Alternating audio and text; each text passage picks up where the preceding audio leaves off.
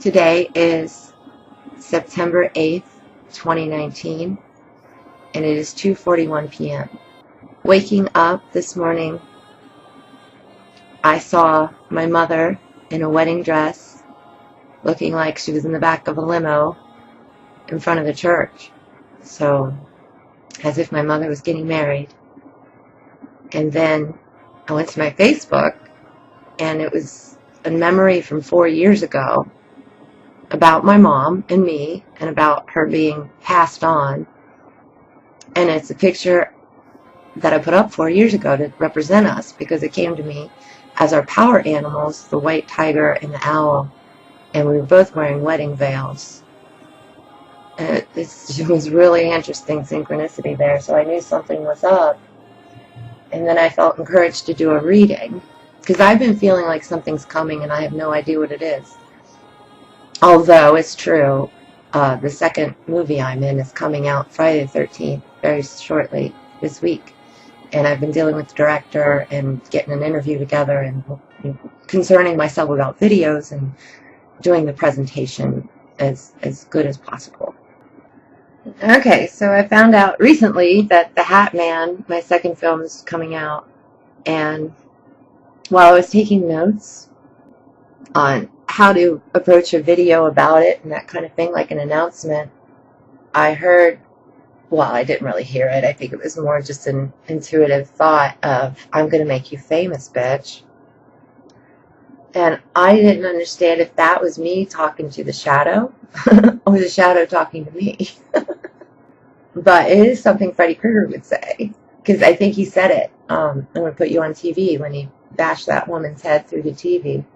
Oh my God, I watched the movie The HATMAN, and I laughed. I understood also at the same time, simultaneously, how horrifying it is and how scary and soul damaging and traumatic it is.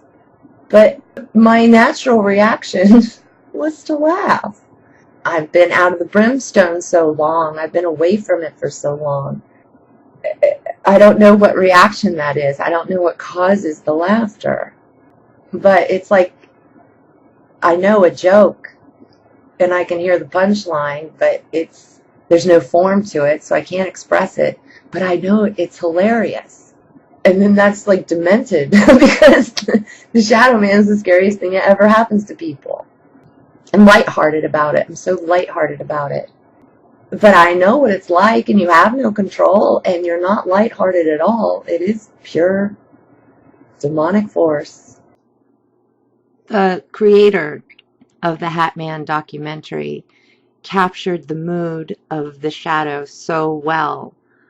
I might have been laughing that he was out of the closet and that this was going to expose him completely. I'm not sure. I do know that I'm bothered by talking about these subjects and being associated with them. It's like typecasting, Persephone. It is. I'm typecasted. Even though I'm a saint, I've been promoted, the fruit of the labor. I am the fruit of the labor, I am. However, I'm seen as the devil. I'm seen as evil. Ching. And I don't understand it. And never did. Except for, if they're going to see me that way, they must be evil. And I don't like thinking that way about other people. I haven't been corrupted. And so it's hard to be here. And it always has been, even since I was little, that they always thought I was the devil when I was saving them from the devil. And it's the most ironic, dichotomous twist. And I know that's us. That's what we do. That's Hermetic. We are the backwards, upside down writers of the way. That they can't see says everything about them and nothing about me. But I don't like to think of them as low as they are. I don't like to accept that, and that's probably a problem. Because you got to see it for what it is. Seeing the truth is what the occult is all about. Without filters and without flowers. It is what it is. And it's disappointing, and it makes me sad. It makes me feel like I'm covered in corpses. They're all dead already. So I must wonder, why am I here if not to help the dim lit ones? Then I think I must be here to help the heroes. I just have to walk my path, and I feel like a hero, and I just do me. And if that inspires others, that's what that does. But otherwise, what is my product? What am I teaching? What's coming out of me? The truth of all ages, the sanctity and satisfaction of the sages, the wonders of the world in a little itty bitty vial. The truth is small, sparks of light, and they come from you, no matter what you're presenting, no matter what you are presenting. The light comes out, and that is what helps your friends, and that's what inspires, and that's the muse, the two golden fires. Forge well your sword in that tempered fire. Glow green your blade in every grassy glade. Enjoy your time in the earth realm. Bring the seed to full fruition. Sunlight through the water, down to the furthest stone. Let the light pervade, and let the holy know their own. Well, that was our soul, and that's really powerful to me. And it wasn't Hermes, it was our soul. And maybe that's more of what we're doing now, that we're becoming the orator, the teacher. As Hermes taught me, shall I teach them the coming of the graduation, where your spirit guide, your God, your Hermes, side by side, not one above the other, not an underling and an upperling, but a side by side, and therefore your voice, the voice of your soul, shall be what teaches. It is for you to be in your princesshood. It is for you to conjure and coalesce these mystic vibrations, this music, into knowledge, a platter of knowledge for your friends and for the earth. An abundance, that which Demeter has never seen. A great abundance, a great harvest of gold and wheat, in which we have taught you. Bring now your green sword and your stealthy spirit guide. I'm on the right, he's on the left. I'm behind them, looking at them. There is a new dawn, thank you. That's a symbology. And we are cypress trees looking out now as the past becomes the present, or the future, so to speak. As we come into alignment, I see a bridge. It's from old Europe, bridges, but they've got these long circles in them. It appears that way, as they have columns that hold them up over the water. And so, I can hear the horses clippy-clopping over them. The bridges of time.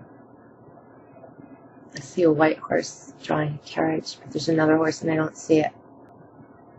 Look not away of the castle from the castle of your youth. Look not away from the castle of truth.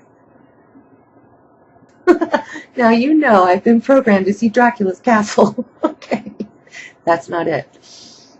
And of course, you wouldn't know your clan name. I mean, it's very difficult. Yes, you are definitely missing your clan. Priestess and princess. Oh, it's so green. As your sword. Majestic. Your castle keep. And you do not see it lit and warm. You see it as a ruin.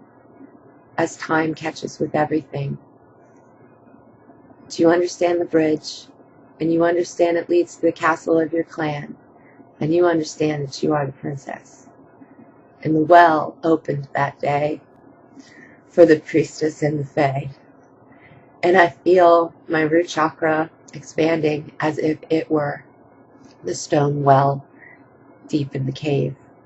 And it's giving me relief a little bit on my back. And I just feel the well expanding, encompassing the lower part of my body as if it is being built out of me, revived through my flesh and my toil.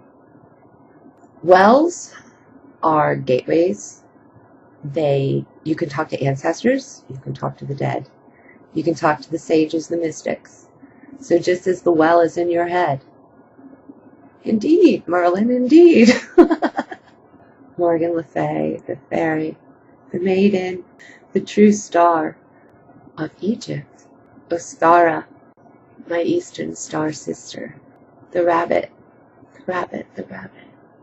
The rabbit in the sky, Merlin? Look it up, kid.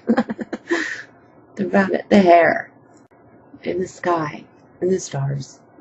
Thank God we named it the stars, and we'd never remember our history. Indeed, it is true. Merlin, I bow to you. Everyone loves you. You're the best.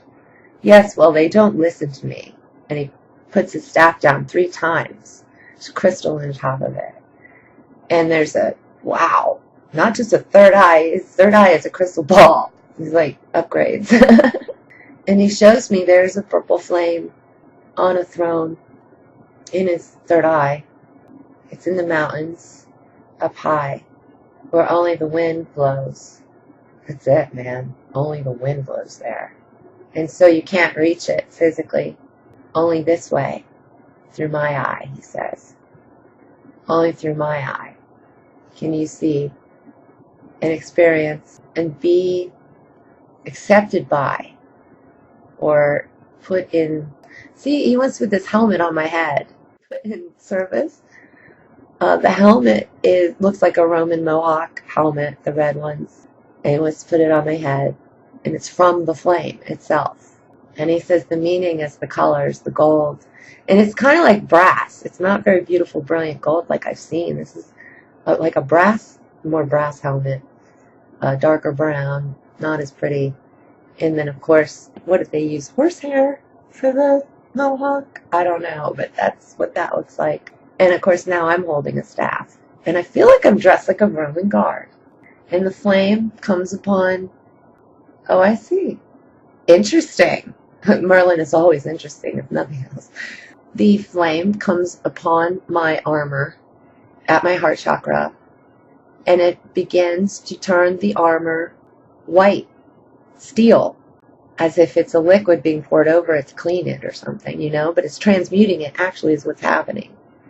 But now I see myself as a knight in battle, which is, it's got the grill head, and it's what you see in the castles all the time. Armor, standing armor people. When I'm in this dimension, I don't remember English so much. This is a knight in armor. The suit. Oh my gosh, now I'm getting a flash of Men in Black. The last suit you'll ever wear. Oh my gosh, it's Joan of Arc. And this is my castle keep. These are the secrets of my cat secrets. Oh, these are the mysteries of my castle. And Merlin. She comes to me. Joan of Arc. She has chainmail on, and she's got like a little sweater. It's not a sweater, but she's got like a banner over her. The banner is, first it was the coat of arms, probably from her family or whoever we represent. But then it was a ship with all those like many sails, like one of those big ships with a whole bunch of sails that are like squares. And she says, sister, oh my God, her head is shaved like a monk because she just bowed. I've seen her before, but this is quite detailed. Sister, I was a monk, she says. She says, you are beyond time, and you are seeing different versions of us. There we go. Francisco. Then I come to you as Joan, basically her strongest avatar. And I too have the staff And she asks me not to describe it. So I shall not describe it. And that the purple light, I see a purple light in her pineal gland expanding, has always been with us. And I see it coming through her eyes and charging me with it through my eye. Sister, you are of the blue light. Indeed I am. And it is, well, let's say it is strange to us. It is a power that we have not known well. It is a power we have seen only at great times of spiritual crisis. And to see it now in your eyes, I understand it has an embodiment. And I understand, although you are blessed with the purple light, the flame, you are here to bring the blue. And so carry that cobalt flame, the cobalt crystal, and the bright white light within. For the blue contains the white. Isis. Indeed, pearls of wisdom, my sister. Indeed, my sister, it is true. We open the ancient eye, and I see like kind of like reptile skin, and within all that reptile skin is an eyeball, just one. And it's more an amorphous. It doesn't have like this very intense form because it's beyond form. But what we're talking about here is like third eye of Mother Earth. But it's ancient, and that has a different frequency than any of us have experienced, because there was not living life as we know it on Earth at the time when the eye became. And so we did not originate together. Agreed? And in dream time, and those who dream awake, I say, the third eye was always open, this eye of Earth, if you will, this primordial knowing and connection to the great love, the connection to the great one, the great love that connects everything. The eye sees all time, but does not know its own becoming. It is. It be. There is no doing in be. Exactly. And now it awakens, and it sees it has many progeny. It is awake in many throughout time. This is how an awakening happens. We see without time, therefore we understand what can happen through time as a mechanism. And as this timely nature process, we can see as a mechanism, as a way to describe it. But this is the normal evolution of a planet. Opening the well, re-understanding your place in and out of time,